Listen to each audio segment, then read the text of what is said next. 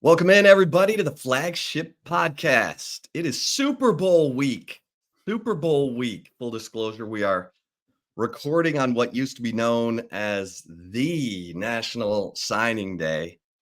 Now it's just the secondary signing day compared to the December signing period when Texas loaded up on 30 newcomers who are going to take the baton and try to build on what the Longhorns did in 2023, a magical run, 12-2 season to their first ever college football playoff berth. Eric, we got to talk to Steve Sarkisian today, and I think the thing that excited most of Longhorn Nation was Sarkisian saying he's obsessed. He's obsessed with having the same kind of success he had in 2023 and expanding on it, winning a national championship. And if he wins one, he's going to want two. And that's going to lead us into some conversation today about expectations for the Longhorns. But give me your thoughts on Steve Sarkisian today, our first real availability with him since the Sugar Bowl, right? That is correct, Chip. First off, what is going on, my man? It's kind of odd, I won't wax poetically too long, but yeah, man, it is odd. The National Signing Day, what used to be such a for the majority of our lifetimes, right? I mean, just first Wednesday in February, a huge day, and this is the first one that I've been, here on 40 acres, and it's just like, oh well. It's just another day. Even Sark mentioned it. He's just like, yeah, it's pretty odd. This is what it is, but I'll have some updates for you. It felt just like it felt like a bye week press conference, Chip, almost. So that certainly was unique. But yeah, to your point, Steve Sarkisian did mention, as he said, he is obsessed with wanting to bring success to the 40 acres, this Texas program, and he's mentioned this line many times that when he got another head coaching job, he didn't want to just be a head coach to be a head coach, right? Want to be a head coach to be great. I'm sure part of that stems from his time being under Nick Saban, but that certainly is an encouraging sign. But also, I mean, Chip, this is also in my mind not necessarily anything new. This is a guy who Steve Sarkisian, hasn't been shy about saying he doesn't really have any hobbies outside of football. He's not looking to do anything else in his off time. He's a guy who, probably spends his bye week, all right, checking out a couple football games, right? He likes to go out to the high school games, or when he's on vacation, go visit his NFL friends, right? And see what they're doing. So not too much of a surprise that this guy is obsessed, probably healthily, for him, with the process and the task. And Chip, I thought this line stood out to me. Again, there's plenty of things we'll get into, so I'll throw a couple of things that stood out to me. One, him talking about the fact that his team has really been receptive to the process, right? And understand the process starts now. It doesn't start in August. It doesn't even start, Big 12 media days or summer. It starts in February. And that's the type of attitude, Chip, that it's going to take. I mean, how often do we talk about culture, right? That to me is an encouraging sign if you're a Texas fan that the culture is permeating throughout this program, and the guys who are back are eager to pick up the baton where some of the guys who are no longer with the program have left off. So that one other thing, Chip, that I'd love to get your thoughts on that definitely stood out to me, Steve Sarkisian mentioned the fact that he said they're pretty much the entirety of his coaching staff had people trying to get after him this year or this offseason, right? And that to me is super interesting, to bring back Chip. You can correct me if I'm wrong. I've seen this on Twitter, but I haven't done the research yet. This is Pete Kwiatkowski being in his fourth year. This is the longest stint in over 20 years as far as a defensive coordinator. Going back, I wish I had the name. If you can remember off the top of your head, it was DCing Texas 99 to 03. That's what I saw on Twitter as the name of the last defensive coordinator who was here for that long. So to have that kind of continuity among your coaching staff, Carl Reese. There you go. Yep. So to have that kind of continuity amongst your coaching staff considering the fact that, again, they had options, and Sark said, "Hey, I embrace it. It's a good problem to have. That's a byproduct of winning." So those two things stood out to me, and yeah, again, it just was more like a bye-week press conference, but certainly some good nuggets that came out of Well, today's session. Yes, sir. the thing that Texas fans they got into, the whole program got into a vicious cycle.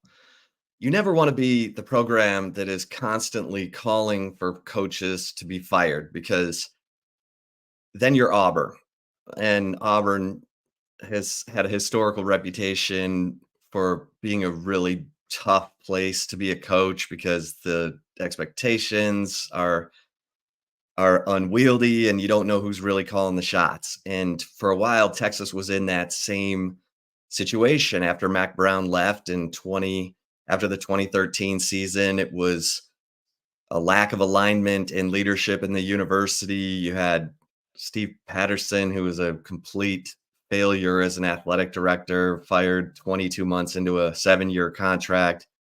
You had an interim athletic director, Mike Perrin, who was 70, and God bless him, a great attorney in Houston, but ended up hiring Tom Herman as the football coach. And then he, gives way to Chris Del Conte. And that's when the alignment started to happen with new president Jay Hartzell and Regents chairman Kevin Eltife. You got to have that alignment. It's part of the reason I think A&M is going through a bunch of turbulence right now, because you got to have that. You got to have alignment from the top of the university down, and everybody can feel it. It's like we talk about here on the Flagship podcast, when the parents are unhappy, the kids feel it. And when the program doesn't have alignment, the players feel it. When there is alignment and culture is being built and it's being embraced by everyone, from the president to the athletic director to the coach, the players feel it and feel like, okay, I'm investing in something really worthwhile here. And then they see the results in a year like 2023. And then the players are really, hopefully, if you're Steve Sarkisian, carrying that mantle about the culture. This is how we do it. This is how things are done.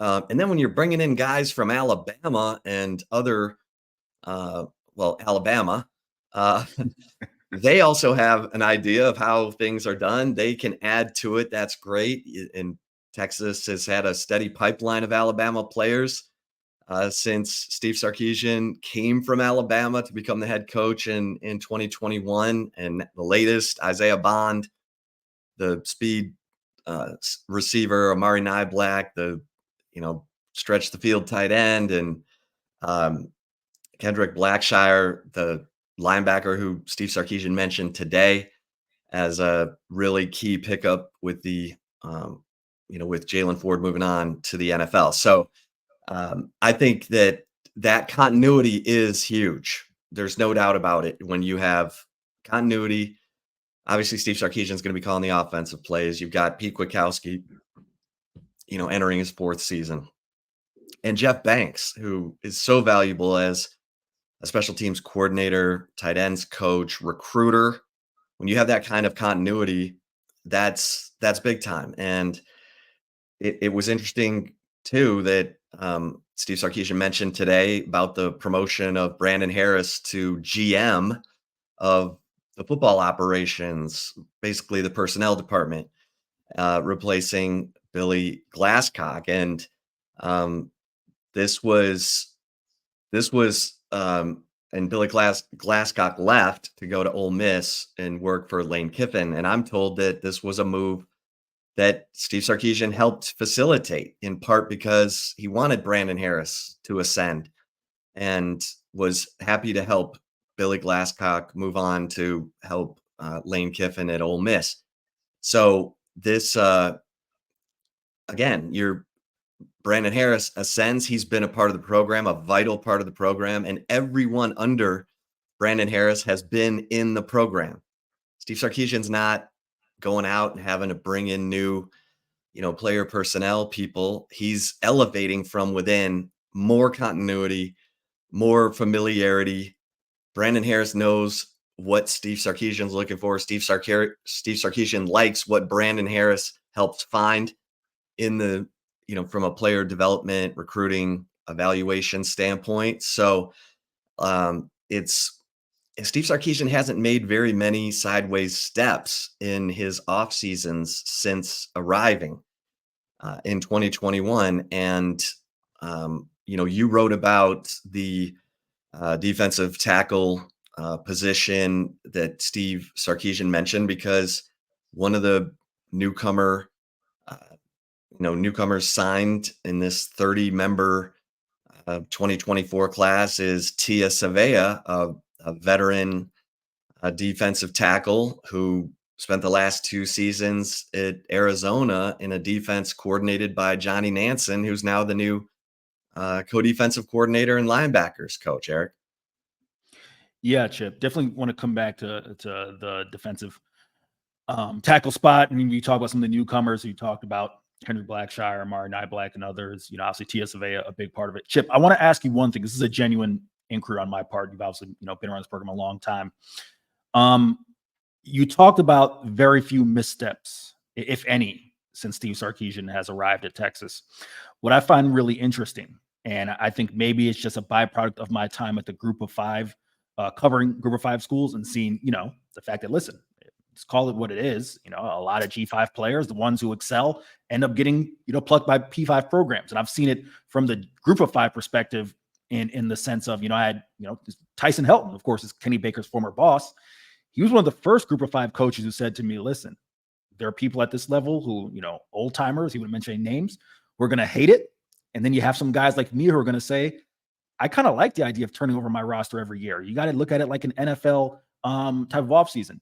What I'm getting at here, Chip, is has Texas always, in your experience, kind of been ahead of the curve or at least on par in terms of, listen, the Lone Star State's an excellent place to recruit, right? And I'm sure Jeff Howe and others will talk about maybe some of the ebbs and flows of recruiting under Mac Brown and others. But I'm just genuinely curious because this seems, especially in this era, Chip, the NIL era, the transfer portal era, it's not just, hey, we got one or two guys. It's what you just mentioned. It's, Taylor Searles and Kendall Perry and Brandon Harris and an entire staff, right? So I guess it's a genuine inquiry on my part as in your time covering the program. Has Texas always kind of been ahead of the curve in that part or in that regard, or does this feel kind of new? No, this is new. And in large part because the transfer portal arrived in 2018 and Steve Sarkisian has been a big time player and winner, in my opinion, in the portal sweepstakes from year to year. When you look at, Quinn Ewers came in the portal, and now you're adding all the players we just mentioned. Adonai Mitchell last year. I don't know if a single player made a bigger difference. I'm sure, Florida State would say Keon Coleman coming in from Michigan State, but it's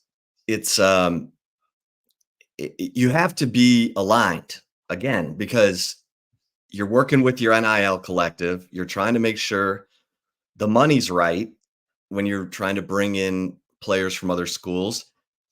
You've got to, get NIL money for your returning guys who've had a big year. It's got to be a well-oiled machine, and that's what's to me been so impressive for Texas because they just, obviously there were some cracks in the defensive line situation with Bo Davis. The timing of his departure, looked like Texas was in good position with Jamari Caldwell from Houston, who was attracted to playing for Bo Davis. And then Bo Davis leaves for LSU and Jamari Caldwell signs with Oregon. That would have been a nice pickup, but they get Tia Savea. And as we've talked about here on the Flagship podcast, Johnny Nansen is the poly whisperer, a top recruiter in the Polynesian community. We know the Polynesian community churns out, 5-star talent. And even if they're not 5-star, they're just, it's a healthy, vibrant recruiting base. to be tapped into, because you look in the draft every year, you're seeing Polynesian players in the first round at every position. So, that was a good pickup. I think. I mean, you wrote about it today. Tia Yeah. Savea, his PFF run defense grades better than Alfred Collins and Vernon Broughton, the two returning defensive tackles for Texas. Now, you got to have the run. You got to have the run stuffer, because Alfred Collins is a good pass rusher. So if he's going to kind of play the role of Byron Murphy, Tia Savea, and Vernon Broughton play the role of Tavondre Sweat. And I'm not here to say that those guys are going to be easy to replace, because Byron Murphy is reminding people a lot of Aaron Donald, and you're seeing him rise up these mock draft boards. I don't think he falls below 15, Eric, and he could go higher, because as he works out, as he goes to the combine, and they see this chiseled 6'1", 308-pound frame, which is virtually a carbon copy of Aaron Donald's measurables, and they see his explosiveness, his hands, the way he, coordinates his hands and his feet. I think Byron Murphy is a 10-year player in the NFL draft. And, Tavondre Sweat not weighing in at the Senior Bowl. We talked about his weight at the Sugar Bowl, and he said, yeah, I got to drop a few pounds. He's got till February 29th until he gets to the combine, because the NFL is concerned about it. He's listed 362. Is he heavier than that? Is that why he didn't want to weigh in at the Senior Bowl? Look, if he works out well, and he did at the Senior Bowl, he held his point of attack, and I think he came away impressing everyone with his ability to hold the point of attack, and no one ran at him in the Senior Bowl. So, but those two guys, replacing those two guys, not going to be easy. It's really huge. You and I have talked about the decision of Alfred Collins to come back, because he and Vernon Broughton know that what the standard is. They know what Tavondre Sweat and Byron Murphy, the kind of work that they put in, and they should know what it's going to take for them to have a similar step up going into this 2024 season. Yeah, Chip, and like I said, apologies for throwing that curveball at you. Just wanted to get your thoughts on that. And in terms of, what I wrote about today with the defensive line room and specificity, defensive tackle, I think you touched on a lot of the things there. So I'll kind of just, kind of round it off, and maybe it's a good segue as we get into winter conditioning and why it's going to be so important here. Is in my mind, and we've talked about it here on the podcast, I won't go too long. It's going to be a tall ask to expect Alfred Collins and Vernon Broughton to be Tavondre Sweat and Byron Murphy. It's not that they will not have their own level of development and growth as they are assumed to, be the starters next year. But it's one thing to be a starter. It's another thing to be the top two defensive tackles in the nation, right?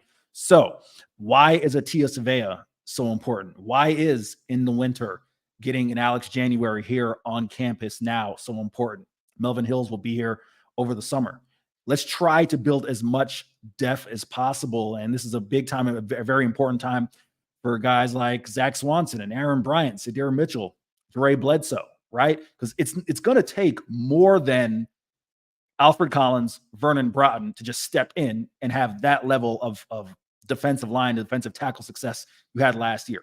You got to have that depth that at least fills the gaps, right? So maybe you don't have 2 first-round picks in the 2025 NFL draft, but maybe you have an Alfred Collins who rises and a Vernon Broughton who's solid, and then you have 3 or 4 guys, because remember, Texas did play, over 5 defensive tackles played over 250 snaps last year.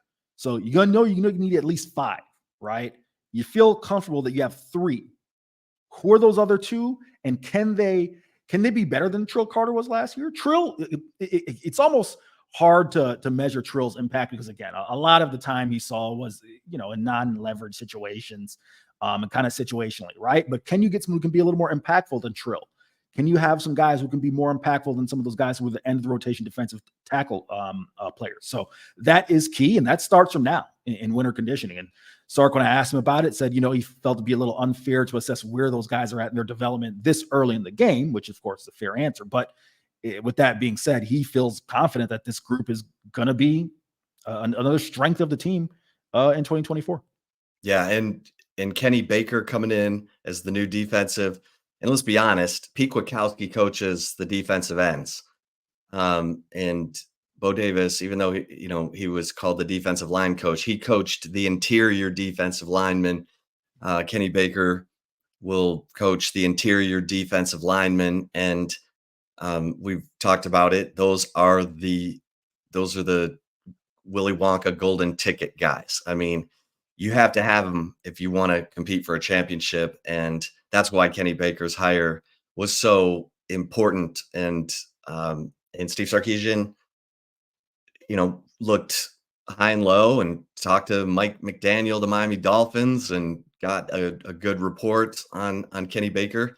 But we're going to be watching Kenny Baker as much as we're going to be watching the development of the players, because that's a huge position. I mean, it's almost as important as the defensive coordinator, because you have to have those guys in the middle who can stop the run, who can set the tone for your defense, and go recruit those guys, because Texas lost DeAndre Robinson from this signing class because of the Bo Davis defection to LSU. So look, they're in a position right now where they've got good returning talent, and they've got to keep building with the players you just mentioned, the Jure Bledsoe, Sadir Mitchell, Zach Swanson, Aaron Bryant. And those guys have gotten some reps. Now they're going to step up and get more reps if they earn them. And Baron Sorrell, even though he's an edge player, and Ethan Burke, those guys are huge too in the ability to stop the run, and all the success that run defense, top 3 in the nation last year, had. And Texas was one of the top, teams in quarterback pressures again for the second season in a row. So that's the standard. And you got guys who know it, who are part of it. And now we'll see if they can carry it on under the leadership of Kenny Baker. But you mentioned it, winter conditioning is underway. We now know that spring football will start on March 19th. And so Sarkisian's going to give his players spring break. Usually he has part of spring football before spring break and then finishes it after. He's going to do it all after spring break. So they will practice, he said, for 5 weeks, 3 days a week, and the spring game will be on April 20th. So it'll be a compressed, spring football for Texas, but winter conditioning rolls on, and I kind of hinted in the Insider last week. Early in winter conditioning, it's kind of about the speed guys who kind of, because the big guys don't flash as much. There's not pads. They can flash in the weight room, but we'll get to those numbers a little later in winter conditioning. But the speed guys are flashing, and so really positive reports about the speed of Isaiah Bond, Aaron Butler. Sources telling me that Aaron Butler's speed is real. He's a 10 flat 100 guy. Isaiah Bond appears to be a 10 flat 100 guy. When you're replacing a guy like Xavier Worthy, you got to have that speed. Silas Bolden is not on campus yet. He'll get here in the summer. But Ryan Wingo was told he's what they thought he was: crazy long, crazy athletic, crazy fast. And the defensive back who was getting the most praise, Eric, was Xavier Filsaime, early enrollee freshman who is fighting for a safety spot with Andrew Makuba and Derek Williams. That's encouraging, because there's been a lot of changeover at that safety position. Chip, 2 things I'll hit on. I was going to start with the receivers, but now I'll work in reverse.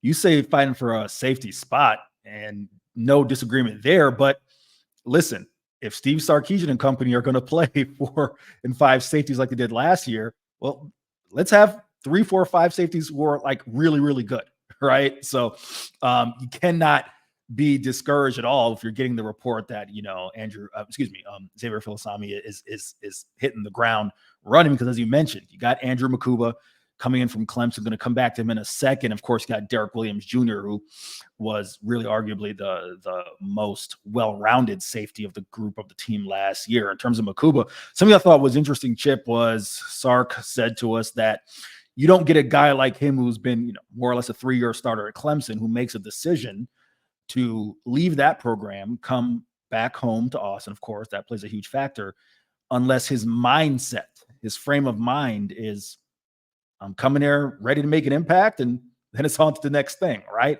And that just reminds me a lot of an AD Mitchell in my mind, in terms of the frame of mind of, hey, I'm coming here, I'm ready to make my impact, and I'm on to the next level, right? So that, in my mind, has to be an encouraging sign for Texas fans. So just starting there, yeah, if you're going to play multiple safeties, and again, we'll see, Chip, that's something that will be really interesting. That's going to be something I'm going to keep my eye on throughout the offseason.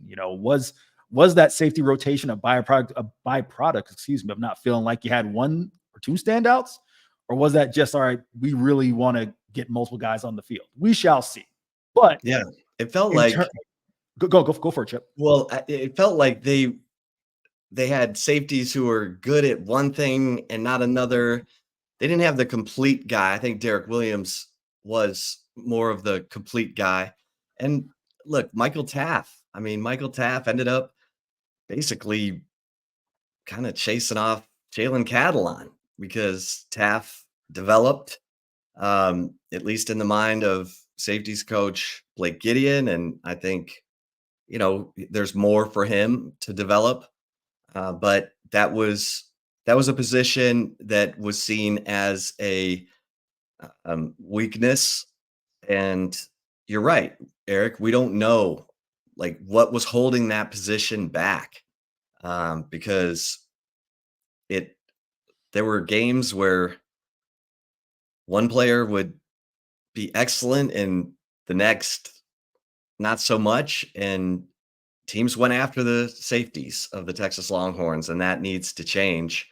And um, it seems like it's been a long time since the likes of Earl Thomas and Michael Griffin, guys who went on to multi Pro Bowls in the NFL, were playing safety for Texas. So this is that's one of the positions, along with defensive tackle, along with just the sheer competition at receiver and corner.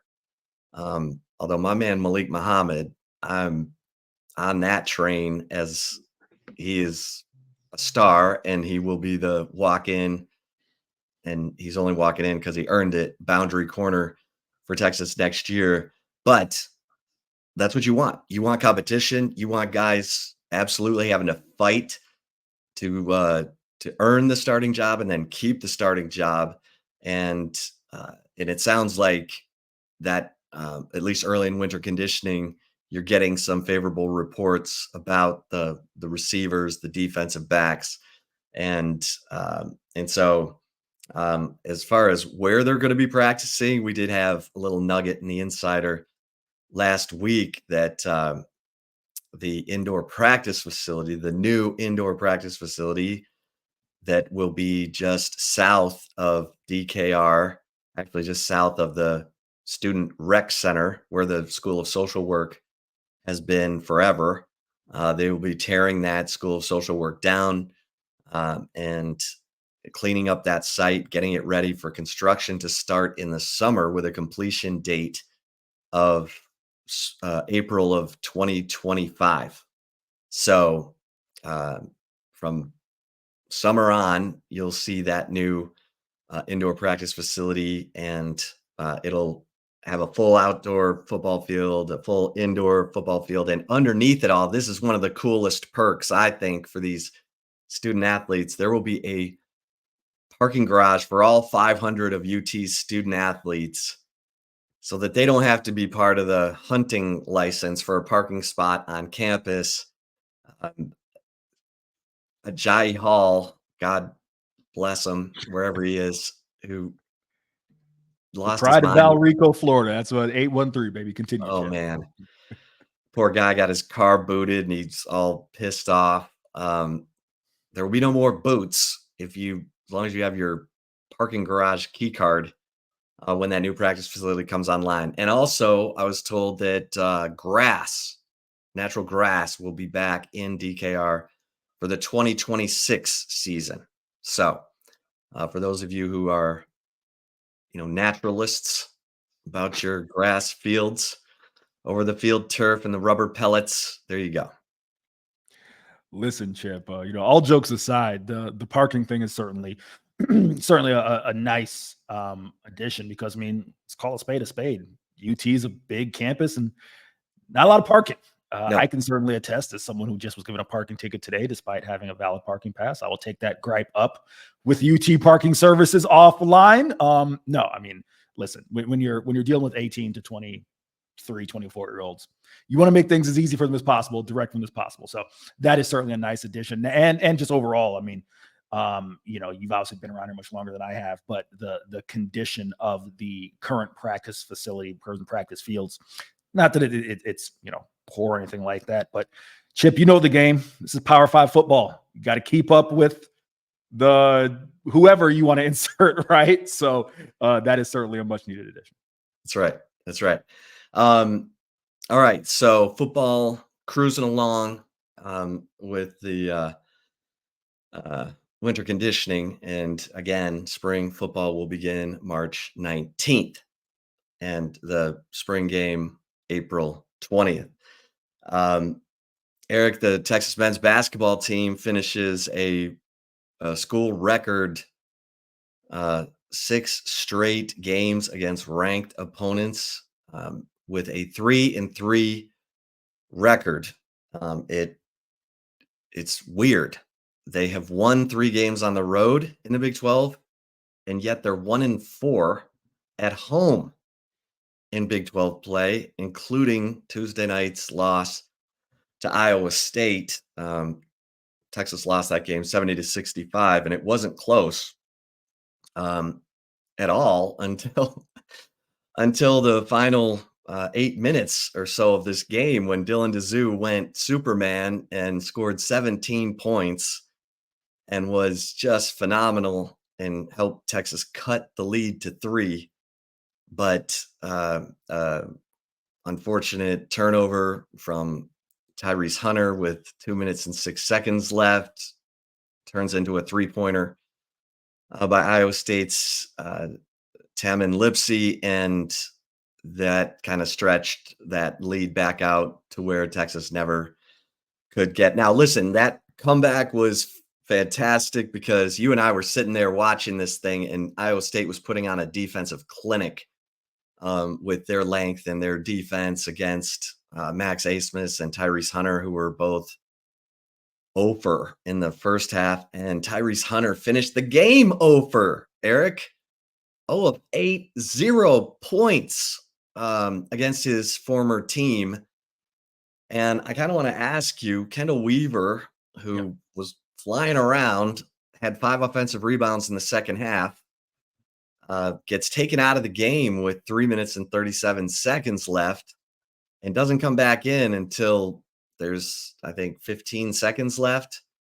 Are we at a point now with how Tyrese Hunter is struggling, especially late in games? He had the bad late turnover against Houston, where you got to go with Max Asmus, Kendall Weaver, and Dylan Mitchell, and Dylan Dizu, Brock Cunningham, or whoever, Caden Shedrick, whoever's more productive. I don't know, because Tyrese Hunter's such a good player, but I don't know what's going on with him.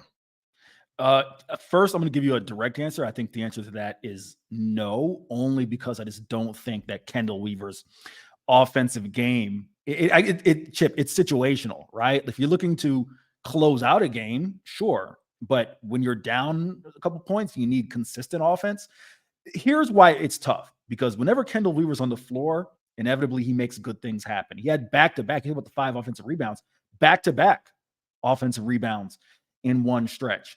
I shouldn't say never, but this kid attacks the rim with reckless abandon. I know I made the joke to you that, like, or maybe it was Joe Cook, I don't remember, but he thinks he's Vince Carter when he just, attacks the rim and his elevator is going to go up, then it just stops. He doesn't quite, get over guys when he attacks the rim.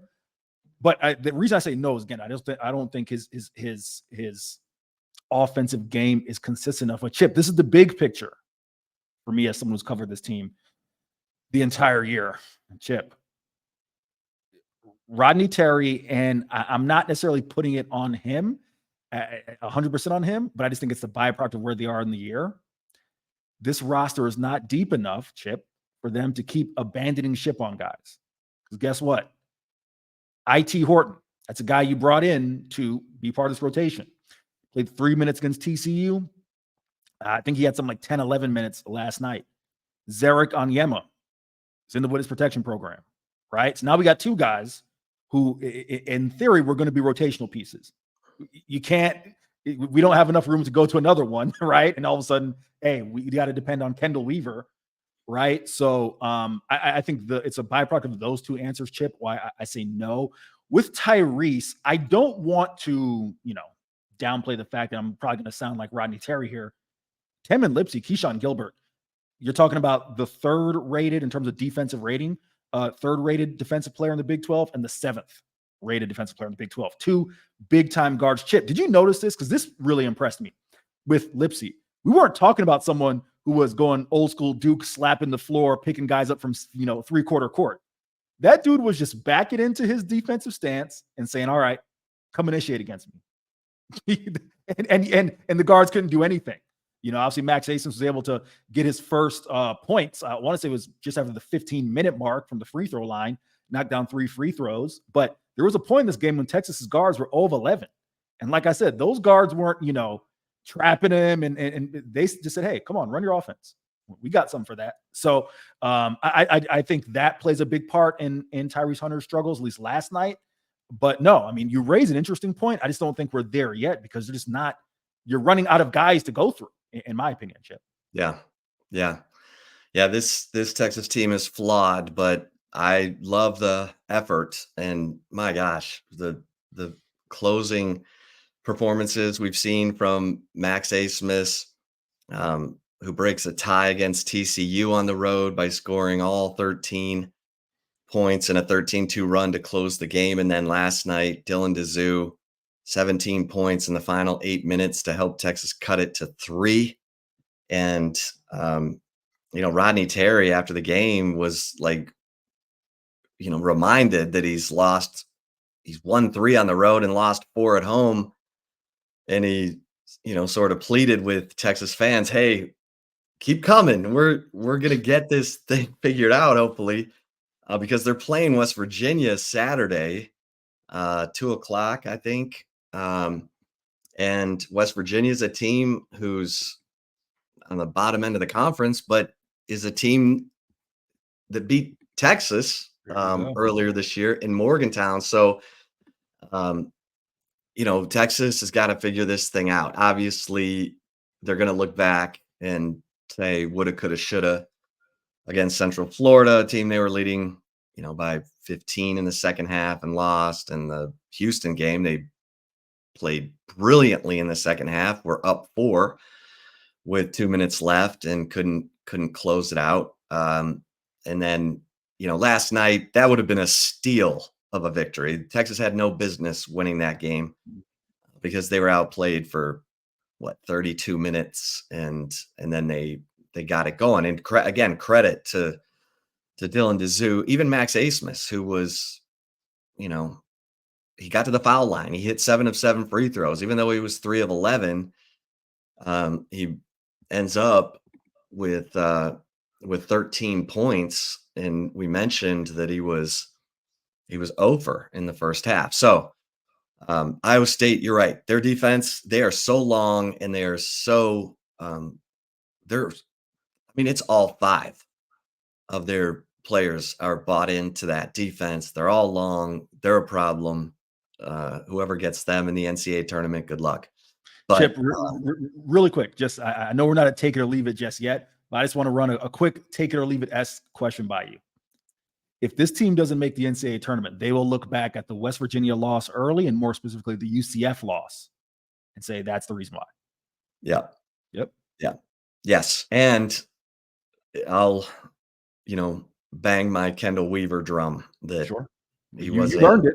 You've earned you it. know, he wasn't, he helped set the tone for them defensively. And now look, that was a really good game, tough game.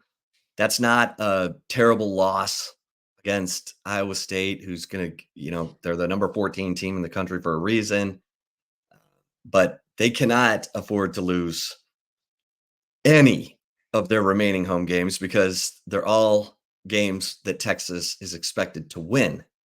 And, they may be able to survive and get into the NCAA tournament just winning their remaining games against um, West Virginia and um, Kansas State and Oklahoma State.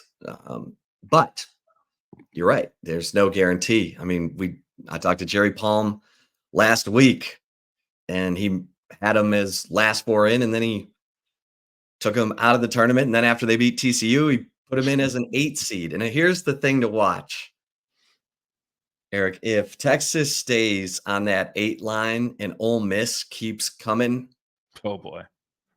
don't be surprised to Oh see boy. a Texas Ole Miss 8-9 line in the NCAA tournament because we know the committee loves to create storylines and blah, blah, blah. I know. I know. Yeah. You said it. I You know. We'll said it. move on. We'll You move said on. it. We'll move on. The Texas women had a great week. They went to Baylor and won, and then they came home and handled business against then number 2 ranked Kansas State. Kansas State without their 6'6" All-American Ioka Lee, but Texas without their All Big 12, point guard Rory Harmon. So they will probably meet again in the Big 12 tournament if things go the way that it appears. But listen, that was a really good defensive game for Texas. It was, kind of those are 2 good defensive teams. K-State has a bunch of 6-foot guards who make life difficult. That's one of the first times we saw Madison Booker matched up against players at her position, at her size, and she struggled with turnovers and they made K-State struggle with turnovers. So I thought that was a really well defended game. The Texas women then got this week off, which is nice. They got basically a weekend to weekend. You get one of these per year, and for Texas, it comes at a good time with Madison Booker coming off the hamstring injury and Deanna Gaston coming back from the ankle injury. But Eric, they'll go to TCU Saturday at 4, and TCU is 2-8 in Big 12 play. Should be a good win for the Texas women. Yeah, Chip. I'll just quickly piggyback off of what you mentioned with Kansas State as you talked about Ioka Lee not available. Definitely looking forward to seeing that matchup again. Also, kind of very similar if you flip Texas men, to making the push last night to come back late. K-State, Chip, made a late push, and that's why they're the number 2 ranked team in the nation. It's funny. I'll share a quick story with you. I rode the elevator at Moody Center. I guess for our listeners who don't know, there's kind of only one way in and one way out. If you work or participating at Moody Center, she took the elevator from Portal 12 downstairs, and I was there with Aaliyah Moore, who let out a big sigh as she got on the elevator to leave Moody Center, because you knew it's like if that game were 5 or 6 more minutes, it might have gotten a little more interesting. But no, give credit to the Texas women, as you mentioned. They got a nice little break off. I think it'll help with some of the injury situation they have there. And you talk about Madison Booker. She was asked post game, who was the Madison Booker in the first half and who was that Madison Booker in the second half? She's like, I don't know who that was in the first half, but in the second half, she came alive. So good win for the Texas women, and I definitely think that's a matchup that we will see again in Kansas City. Yeah, the Aaliyah Moore, she is such a key to this whole operation because she's got the physical presence and the athletic ability down low to really cause problems as a defender, as a bucket getter. She had 15 points and 10 rebounds in that K-State game, and they were huge because Shaylee Gonzalez has been struggling with her shot. She was 1 of 7 in that game against K-State, and they need to get her going. She's a shooter. She's come through in big situations. She's had to handle the point a little bit when Madison Booker's hamstring flared up and they had to play Cincinnati without Booker. So she's had to do a lot this season, but I think Vic likes where his team is right now, and they're doing this again. So they're number 7 in the country. All right, Eric, you ready for some take it or leave it? Absolutely, sir. Let's do it. We'll be right back.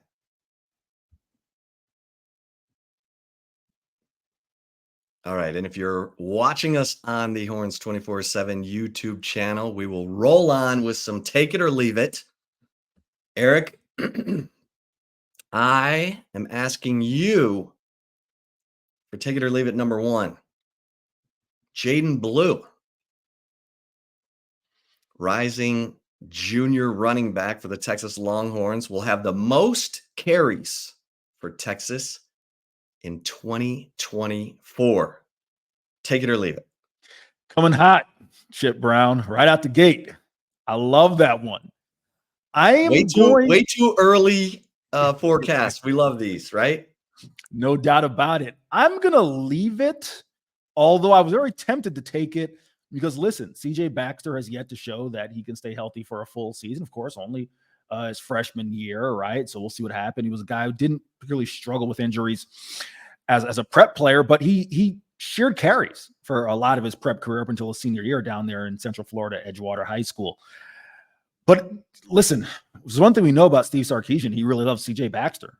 Guy got the running back one job coming out of camp, and for all intents and purposes, even when he had some struggles with the injuries and early on, it wasn't until more or less Jonathan Brooks was like, hey, it was very abundantly clear that was the hot hand he needed to ride when JB became the number 1 back. So we know that Steve certainly likes CJ Baxter. There's a lot to like about CJ in my mind. So I am going to leave it. But listen, I'm so it wouldn't be shocking if we're revisiting this come next year. What about you, CB? All right, so at the Sugar Bowl Media Day, Tashard Choice told me his comp for Jaden Blue would be Jahmyr Gibbs. I'm a Lions fan, and when I heard that, because that's not Tashard Choice just riffing, he recruited Jahmyr Gibbs to Georgia Tech and coached him before Gibbs transferred to Alabama. And as soon as I heard that, I was like, oh my, okay. So I'm going to take this. Now, Jaden Blue's got to hang on to the football. I think he had 79 touches in 2023 and 2 fumbles. That's, a fumble every 40 touches. That's not going to work. So he's got to secure the football. He and CJ Baxter both had big fumbles in the Sugar Bowl that impacted that game. But his speed, his ability to, um, you know, get into space, catch the football, make plays. I think we're just scratching the surface with Jaden Blue. So I'm going to take this. Maybe I'm a prisoner of the moment with Tashard Choice comparing Jaden Blue to Jahmyr Gibbs, and Jahmyr Gibbs just going to his first Pro Bowl as a rookie with the Lions. But I'm going to take that one. All right, take it or leave it. Number 2. Number 2, Texas should be considered a top 3 team in the SEC heading into the 2024 campaign. Chip Brown, take it or leave it. I mean, compared to where Texas was 2 short years ago, 5-7, and everyone in Longhorn Nation wondering oh my God, we're going to get slaughtered in the SEC. And then all of a sudden, Texas is in the college football playoff, the last college football playoff with only four teams. Yes, yes, Texas is not only should they, I mean, they will be considered a top three team in the SEC heading into 2024. I think because of the Nick Saban retirement, Alabama, we have to wait and see how they adjust under Kalen DeBoer. LSU loses Heisman Trophy winner Jaden Daniels. Georgia, obviously, with Carson Beck coming back and all the depth of recruiting that Kirby Smart has done, Georgia's going to be number one. But it would not shock me. Ole Miss is really kind of the other program in my mind that could get some serious top three consideration because of all the transfer portal movement that they've had. But I'm gonna take this, Eric, and I know for Longhorn fans, they're like, "Wow, we're already a top three team in the SEC." You got to prove it on the field, but yeah, I think there's going to be those expectations. How about you?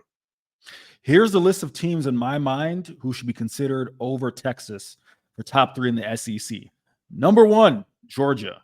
Number two, that's it. I'm taking it. Of course they should. No disrespect to Alabama, but Nick Saban ain't walking through that door. It was just announced shortly before we started taping this. He'll be joining the College Game Day crew. Can't wait to see that. Surprise, surprise. He did all those Him, appearances on the Pat McAfee show this year because he boom. wanted to see if he could develop some chemistry with his future game day desk mate. You took the words right out of my mouth. So that's where Nick Saban will be. He ain't walking through that door. And again, listen, I think Kalen DeBoer is a hell of a football coach, and I really like it. You know, he just added William Inge, who of course was a defensive coordinator at Washington, just added to that staff. So I think Kalen is going to be able to do some things there, but that's a wait and see. That's not what I see here with Texas. That's not me living here in the moment in Austin. That is just a fact in my mind. So Georgia, that's it. So I'm taking it, Chip. Yeah. Yeah. Quinn Ewers coming back is huge in that, no doubt. Okay. So I am asking you, Eric, Texas basketball should be happy going 3-3 against the 6 straight top 25 opponents they just played. If you need a recap, it was Texas took on Baylor. They won that game. They went to Oklahoma, who was then number 11. Texas won that game. They went to BYU, who was number 21 at that time. They got smoked in the second half of that game and lost. And then they had the overtime heartbreaker against number 4 Houston at the Moody Center, and then went to TCU and won last Saturday and lost to Iowa State at home Tuesday night. They should be happy going 3-3 in that stretch. Eric, take it or leave it. I had to remove myself from last night, remove myself from the thoughts of the Houston game. I'm going to say yes, Chip, when they lost the UCF game. And I wrote the piece that I said Texas doesn't have a horns down problem. They have a win problem. They had lost to Iowa State. Excuse me. They lost to Texas Tech. Sorry. They lost last night. They had lost to Texas Tech, a game that they were leading in. And it's like, all right, you drop that one, then they go and squeak out a win at Cincy, right?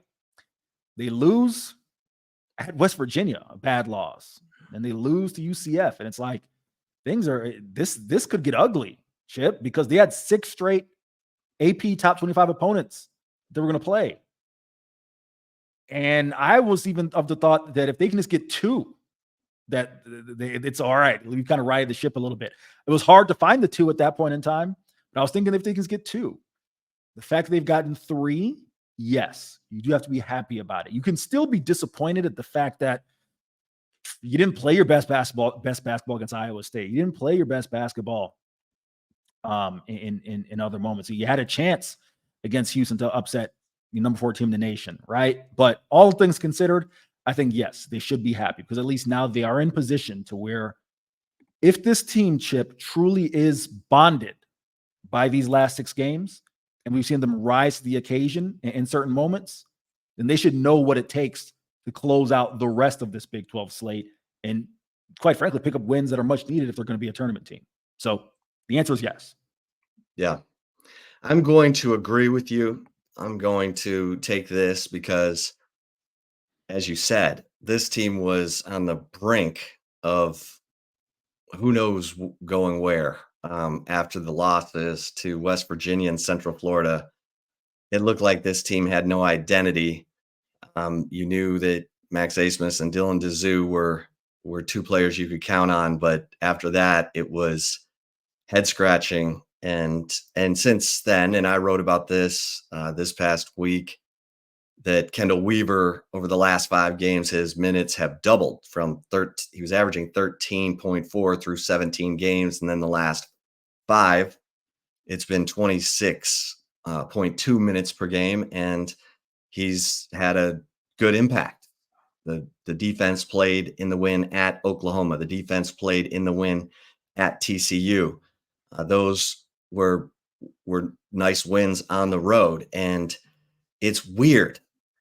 And look, the 1-4 record in Big 12 play at home is it's head scratching but that, Rodney Terry didn't have a feel for his lineup yet. And that's what led to the loss to West Virginia in Central Florida. And those were, West Virginia was on the road.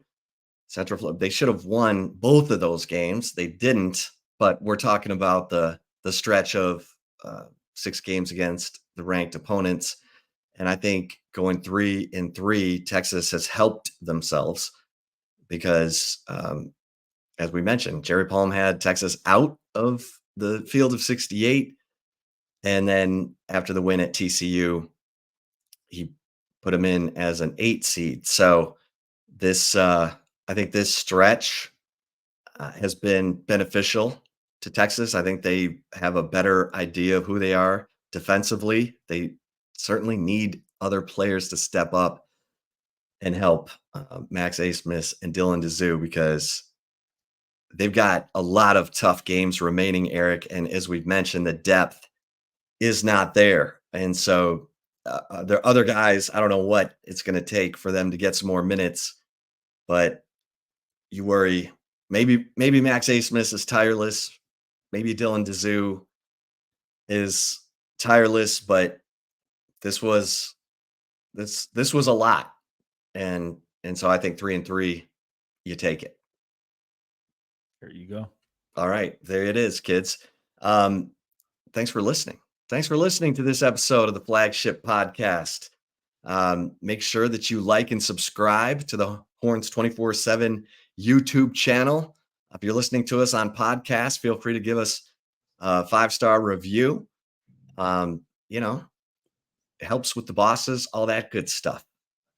For Eric Henry, I am Chip Brown. Until next time, we'll see you over at horns247.com. Stay safe and keep the faith.